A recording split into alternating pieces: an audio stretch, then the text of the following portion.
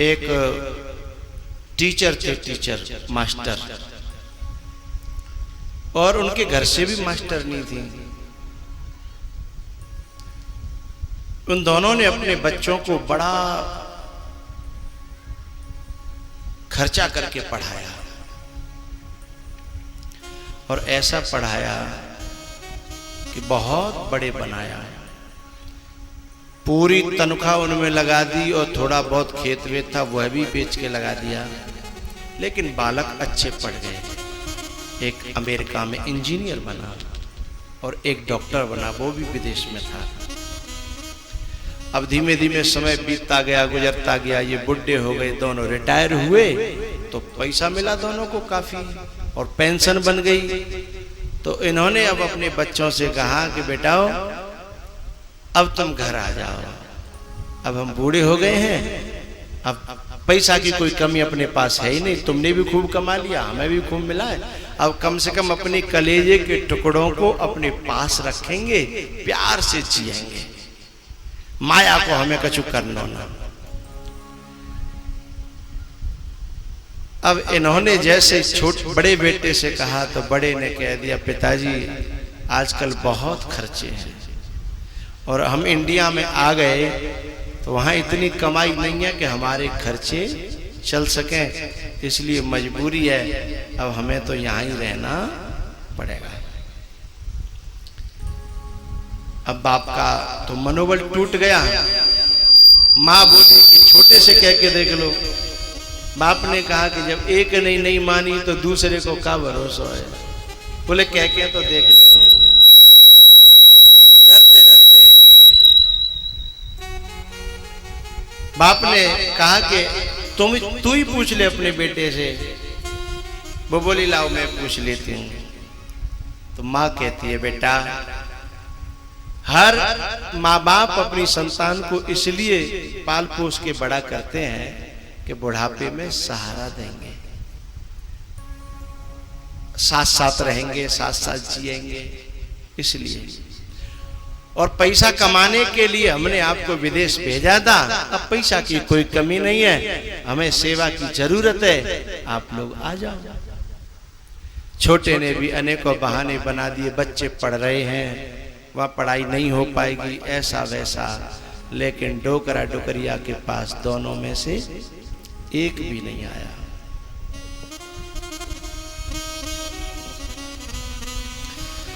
दोनों बुढ़ा बुढ़िया अकेले अपना पूरा दिन बिता देते हैं। रोज एक दूसरे को युक्ति बताते हैं कि ऐसे आ जाएं, ऐसे आ जाएं, लेकिन एक जुगुते न मन ठहरानी, कोई युक्ति काम नहीं कर रही है। मां को तो टेंशन हो गया कि जिन बच्चों को, अपने कलेजे के टुकड़ों को हमने इसलिए पढ़ाया लिखाया था कि हमारे पास रहेंगे। एक दिन क्या हुआ, उनकी बूढ़ी मां को और फालिस मार गई। रात्रि में ठीक ठाक सोई थी, सुबह जब उठे तो फालिस मारी हुई, अंगों ने काम करना बंद कर दिया। इन्होंने अपने बच्चों को फोन किया कि बेटा तुम्हारी मां को फालिस मार गई है, हो सके तो देखने ही आ जाओ, बहुत याद कर रही है, बहुत रो रही है। दोनों कपूतों ने बहाना बना दिया, और दोनों में से एक भी नहीं आया। दोनों ने कहा पिताजी अच्छी तरह से दिखाना, हम पैसे भेज देंगे, डॉक्टर का इंतजाम कर देंगे, अब हमारी मजबूरी है, एक बार हम आते हैं तो लाखों रुपए खर्च होंगे, ऊपर से यहाँ बिजनेस छूटेगा, काम धंधा छूटेगा, बहुत नुकसान होगा, उतने हम आपको भेज देंगे, डॉक्टर से दिखा देना, और हम आके कर भी क्या सकते हैं। बात लगती तो ठीक सी है, पर है बड़ी कड़वी। जब कोई औलाद ये कहती है ना माँ बाप से कि काम तो डॉक्टर करेगा, हम कर भी क्या सकते हैं, तब बात लगती तो ठीक सी है, पर माँ बाप के कलेजे पे बहुत खटकती है। क्योंकि माँ एक ऐसा देवता है जो कितनों बीमार पड़ी होए चारपाई पे, लेकिन यदि बा को बालक आ जाए ना छुट्टी परदेश से, तो बीमारी ठीक हो जाती है और खाट से खड़ी हो जाती है, चेहरे पर रौनक होती है उसके। कोई लड़का नहीं आया, पता है कई महीने बीत गए। अब पहले पत्नी सेवा करती थी और अब पत्नी की पति सेवा करता है। बड़ी शर्म के मारे मरी जाती है कि मैं सेवा करने के लिए इनके जीवन में आई थी और आज मुझे सेवा करानी पड़ रही है। बहुत रोती है, बहुत परेशान होती है। एक दिन क्या हुआ, अब इनका मास्टर जी का नियम बन गया है सुबह 5 बजे जगना और पूरे दिन अपनी पत्नी की सेवा करना, शाम को सुला करके सो जाना, फिर सुबह जगना। आप लोगों के भी पुत्र बहुत बाहर होंगे और ऐसा होता होगा जरूर। एक दिन क्या हुआ पता है, इस मास्टर जी को, इस पिता को बड़ा हर्ट हुआ भीतर कि औलाद इसलिए पैदा नहीं की थी और इसलिए नहीं पढ़ाई थी कि एक दिन हमसे इतनी दूर चली जाए। एक दिन शाम को मास्टर जी सोए और सुबह जब 5 बजे तो पत्नी की तो आंख खुल गई, लेकिन उस पति की आंख नहीं खुली। 6 बज गए तो भी आंख नहीं खुली, 7 बज गए तो भी आंख नहीं खुली। तो इस नारी को लगा कुछ खतरा है, भय पैदा होने लगा। लेकिन जब 6:30 7 बजने लगे तो ये नारी घबराने लगी। अब बोला तो जाता नहीं है, चला भी नहीं जाता, उठा भी नहीं जाता। जब धीमे धीमे 8-9 तक बज गए तो इससे लगा कि ये आदमी मेरा अब इस दुनिया में नहीं लगा, हिल ही नहीं रहा। 8 बज गए तब इसने जैसे तैसे करके अपने आप को करवट ली और बेड से नीचे गिराया। नीचे गिरी और जैसे तैसे उलट पुलट होती हुई, खचेरती हुई पति के बेड तक गई और दांतों से उसका जो चदरा था वो खींचा तो देखा कि आदमी के प्राण पखेरु उड़ चुके हैं। एक अपाहिज बूढ़ी मां और एक मौत के मुंह में गया हुआ बाप, दोनों अकेले पड़े हैं और एक भी औलाद उनके पास में नहीं है। ऐसी कमाई का क्या करोगे? ऐसे बड़प्पन का क्या होगा? ऐसे पद और प्रतिष्ठाओं का क्या करोगे?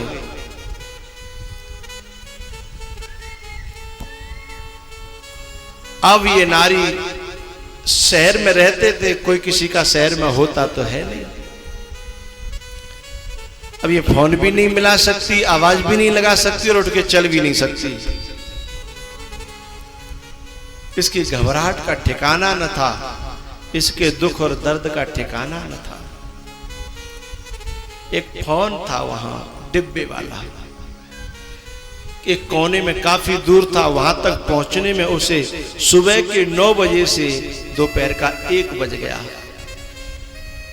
खिचरते खिचरते खिचरते खिचरते फोन तक पहुंची। नंबर कैसे मिला है तो एक बटन थी रीडायल की, रीडायल, वो बटन उसने दबा दी। फोन लग गया पड़ोसी को, उसी फ्लैट, उसी जो मल्टी में रहता था। फोन जब वहां लगा और घंटी गई, उधर उसने उठाया, हेलो हेलो करी तो इधर से बोले कौन? बोलने वाला तो मर गया और जिसके जवान है, जिसके जवान ही नहीं है वो जिंदा है। इस नारी पर क्या बीत रही होगी? ये दिल से उन दोनों औलादों को याद कर रही थी और भगवान से कह रही थी कि ऐसी संतान किसी को मत देना। ऐसी संतान देना तो हम जैसी बुद्धि मत दे देना कि जो अपनी औलाद को इतना ज्यादा बड़ा बना दे कि फिर वहां तक माँ बाप ही न पहुंच पाए। या औलाद को वहां आने में शर्म लगे। फोन 2-3 बार रिडायल किया, पड़ोसी समझ गया कि आज 1 बज गया है और हमारे पड़ोसी का दरवाजा खुला नहीं है, और उसमें एक पेशेंट तो पहले से ही था। उसने आकर के घंटी बजाई बाहर से, लेकिन अंदर कोई गेट खोलने लायक हो तब तो। बार बार बेल बजाता है, अंदर बेल जा रही है, घंटी बज रही है, लेकिन कोई उत्तर नहीं आ रहा और दरवाजा अंदर से बंद है। तब उसने अड़ोसी पड़ोसियों को इकट्ठा किया कि भाई मुझे लगता है इस घर में कोई दुर्घटना हो गई है। अड़ोसी पड़ोसी इकट्ठे हुए, बोले क्या किया जाए? पुलिस को बुलाया, बोले दरवाजा तोड़ो। दिन के 2 बजे 2:30 बजे करीब दरवाजा तोड़ा गया। उस समय तक वह भी दम तोड़ चुकी थी अपना।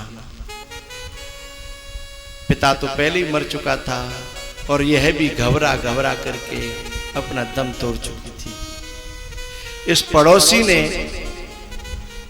उन दोनों औलादों को फोन लगाया और उन्होंने तुरंत ही सीधे फोन पे कहा कि अंकल वो डॉक्टर की जरूरत है क्या? कि उनको यही लगता है कि डॉक्टर के लिए फोन आया होगा। पैसे की जरूरत है क्या?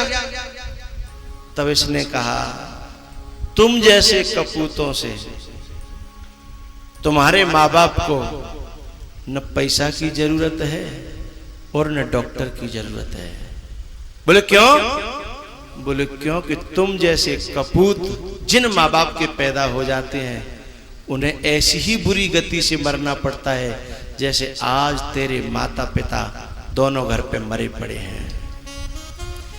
इतना बुरा तरह से उसको फटकारा। उसने कहा अंकल हम अभी आते हैं, टिकट कराते हैं, कल सुबह तक पहुंच जाएंगे। बोले जब तुम जीते जी न आए तो अब मर के क्या करोगे? अब यहां आके क्या करोगे? शायद अब तुम्हारे माँ बाप को सामने देख करके शायद और अशांति हो जाएगी। जीते जी तुम ना आए। तुम जैसे कपूतों को इस धरती पर रहने का अधिकार नहीं है, इसलिए तुम विदेश में ही ठीक हो। तुम भारत की संतान नहीं हो, भारत की औलाद नहीं हो, क्योंकि भारत की औलाद के अंदर तो अपने माँ बाप के प्रति बड़ा प्यार होता है। एक औलाद ऐसी होती है। पता है माँ बाप कैसे होते हैं? एक लड़का था बड़ा बदमाश, उसके हाथ से एक मर्डर हो गया।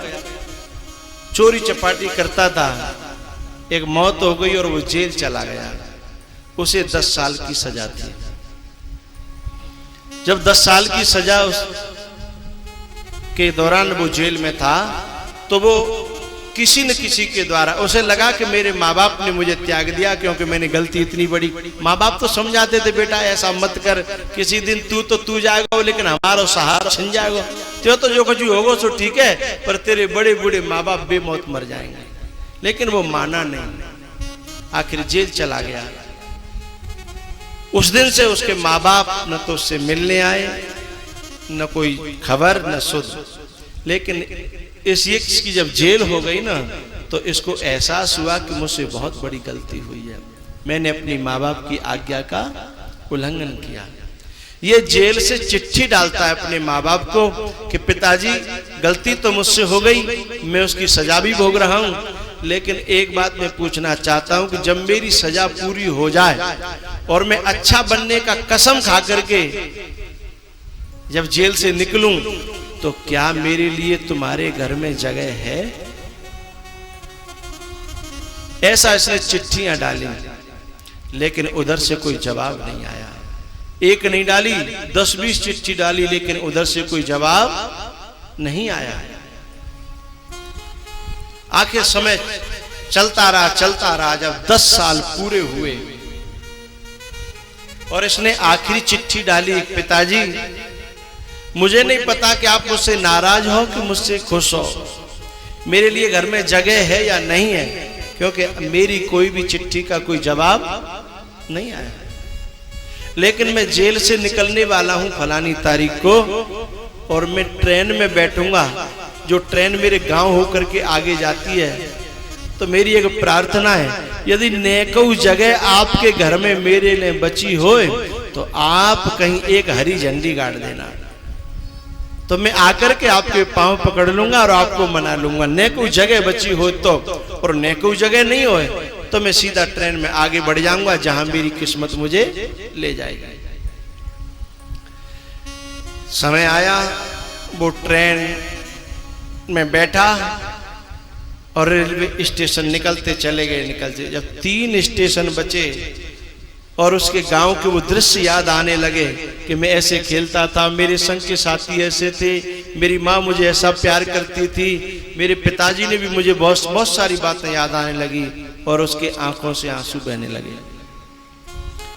अब वो बार बार रेलवे स्टेशन की बाहर झांक करके देखता है और आंसुओं से उसे दिखाई नहीं देता, तो फिर वो अंदर अपना देखने लगता है। जब 3 स्टेशन बचे तो उसने एक अपने पड़ोसी से कहा कि भाई साहब आप इधर बैठ जाओ खिड़की की तरफ, मैं इधर बैठ रहा हूं, मुझे दिखना बंद हो गया है।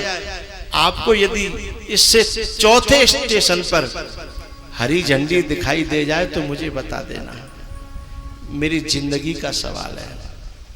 आदमी बैठ गया खिड़की की तरफ, एक स्टेशन निकला, दूसरा निकला, तीसरा जब निकला, 4थे पे उसने कहा भैया जरा गौर से देखना, मेरा गांव आ रहा है, कोई हरी झंडी दिख जाए तो मुझे बता देना। अब मुझे दिखाई नहीं दे रहा, आंसुओं की धारा चल रही थी। और जैसे गांव आया, उस खिड़की के सहारे बैठे हुए आदमी ने इसका कंधा हिलाते हुए कहा, ए भैया, ए भैया, वो देखना जरा, वो देख। और इसने जैसे ही देखा तो हरी झंडी नहीं थी, एक पेड़ था, उस पर मां की हरी साड़ी पूरी पीड़ से, टहनियों से, डालों से, सबसे मां की पूरी साड़ी लिपटी हुई थी। और ये आदमी पागल हो गया। और जैसे ये ट्रेन से उतरा और उस पेड़ की तरफ गया तो उस पेड़ के पास में उसके बूढ़े पिता खड़े हुए थे। और जाकर के इसने अपने पिताजी के पांव में जब अपना माथा टेका, पिताजी ने उठा करके गले से लगा लिया और कहा, बेटा पुत्र कैसा भी हो, पिता के यहां उसके लिए कभी जगह खत्म नहीं होती। भले ही पुत्र के घर में पिता के लिए जगह न हो, भले ही औलाद के घर में बूढ़े माँ बाप के लिए जगह न हो, लेकिन माँ बाप के घर में भले ही झोपड़ी हो, चाहे 4 बच्चे हो, सबके लिए हमेशा जगह खाली रहती है। 4 बच्चों को पाल करके बड़ा कर देती है जो माँ, बुढ़ापे में उसी माँ को 4 बालक एक को नहीं संभाल पाते। उसमें भी बंटवारा करते हैं कि 4 दिन जाके जा, 10 दिन वाके जा, 1 महीना वाके जा। एक बूढ़ी माँ, न पैसा की कमी है, न कोई साधन की कमी है, लेकिन माँ की दर ऐसे हो जाती जैसे कुत्ता की दर नहीं हो जाती। 2 टूका जाके जा, 2 टूका जाके जा, 2 टूका जाके जा। उसने कहा, बेटा तेरी माँ इंतजार कर रही है, वो खड़ी है, देख। और जैसे वो अपनी माँ के पास पहुंचा, माँ के चरणों में माथा टेका, माँ ने गले से लगा लिया और कहा, माँ मुझे क्षमा करना, मुझसे गलती हुई। लेकिन माँ क्या कहती है, तुझसे मेरी नजर में कोई गलती नहीं हुई, बस मैं सबसे बड़ी खुश हूं कि आज तू लौट करके घर वापस आ गया। और एक बहुत बड़ी बात बताऊं माँ बाप के दिल की, 10 साल बाद इतना बड़ा कांड करने के बाद में जब घर आया ना, तो माँ क्या कहती है, बेटा सुबह का भटका हुआ शाम को घर वापस आ जाए, तो उसे भटका हुआ नहीं कहते। 10 साल को माँ ने एक दिन बना दिया, 10 साल को और इतनी बड़ी गलती को क्या कह दिया, सुबह का भूला हुआ शाम को घर वापस आ जाए, उसे भूला हुआ नहीं कहते। इतनी बड़ी क्षमा की मूर्ति कोई हो सकती है? माँ बाप से बढ़कर जग में कोई दूजा नहीं खजाना, जिसने तुझे जन्म दिया रे दिल उसका नहीं दुखाना। माँ बाप से बढ़कर जग में कोई दूजा नहीं खजाना, जिसने तुझे जन्म दिया रे दिल उसका नहीं दुखाना।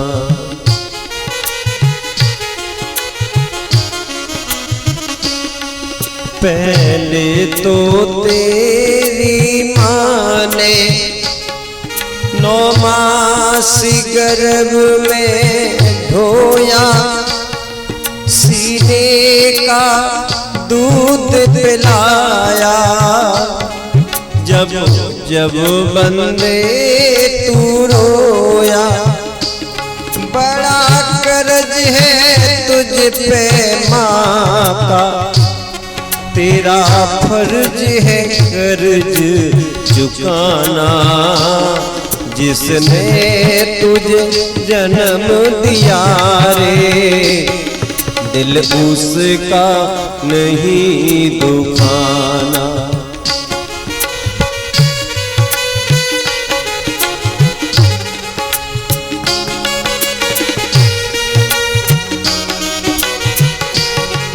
दिन रात तुझे तेरी माँ ने बाहों में तुझे झुलाया, दिन रात तुझे तेरी माँ ने बाहों में तुझे झुलाया। खुद गीले में माँ सोई, सूखे में तुझे सुनाया। बड़ा कर्ज है तुझ पे माँ का, बड़ा कर्ज है तुझ पे माँ का, तेरा फर्ज है कर्ज चुकाना, जिसने तुझे जन्म दिया रे दिल उसका नहीं दुखाना।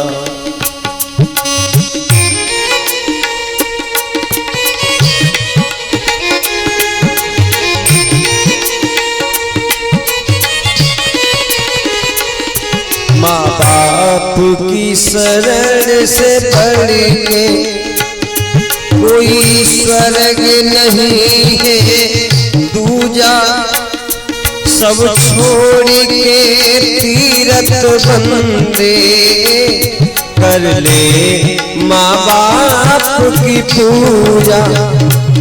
इस जन्म मरण के जग से चाहे तू मुक्ति पाना, जिसने तुझे जन्म दिया रे दिल उसका नहीं दुखाना।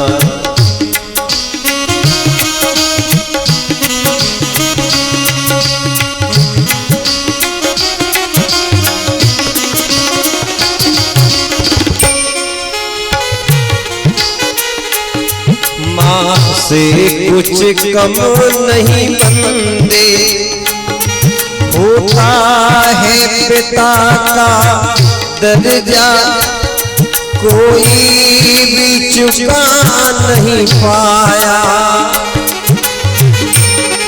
अपने माँ बाप का कर्जा, बड़ा कर्ज है तुझ पे माँ का, तेरा फर्ज है कर्ज चुकाना, जिसने तुझे जन्म दिया रे दिल उसका नहीं दुखाना।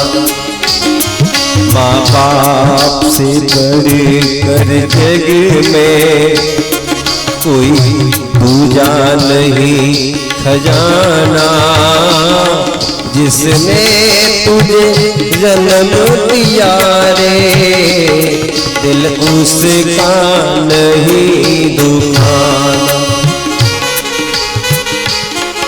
पहले तो तेरी माँ ने 9 मास गर्भ में ढोया, सीने का दूध पिलाया, जब जब बंदे तू रोया।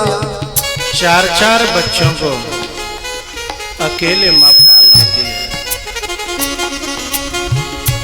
माँ की दुआ कभी खाली नहीं जाती,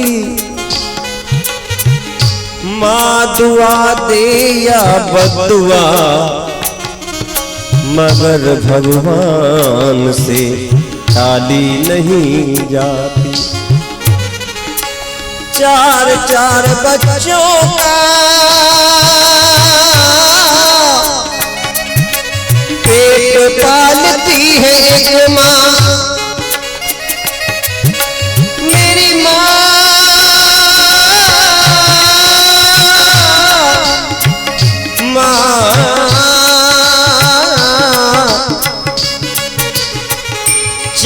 4 बच्चों का पेट पालती है एक माँ, मगर 4 बच्चों से एक माँ पाली नहीं जाती।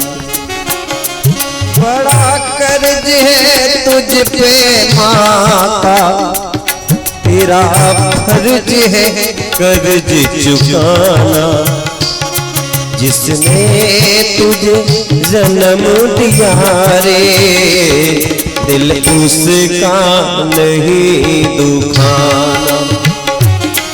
माँ बाप से बढ़कर जग में कोई दूजा नहीं खजाना, जिसने तुझे जन्म दिया रे दिल उसका नहीं दुखाना।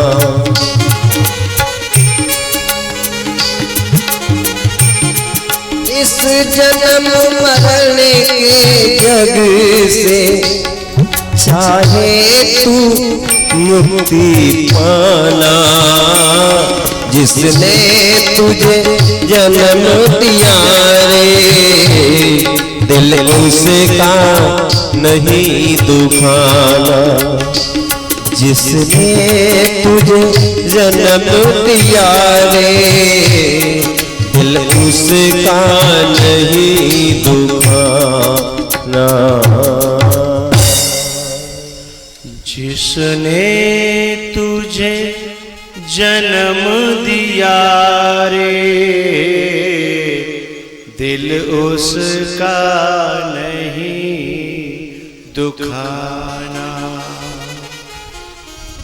माँ बाप से बढ़कर जग में कोई दूजा नहीं खजाना, जिसने तुझे जन्म दिया रे दिल उसका नहीं दुखाना, जिसने तुझे जन्म दिया रे दिल उसका नहीं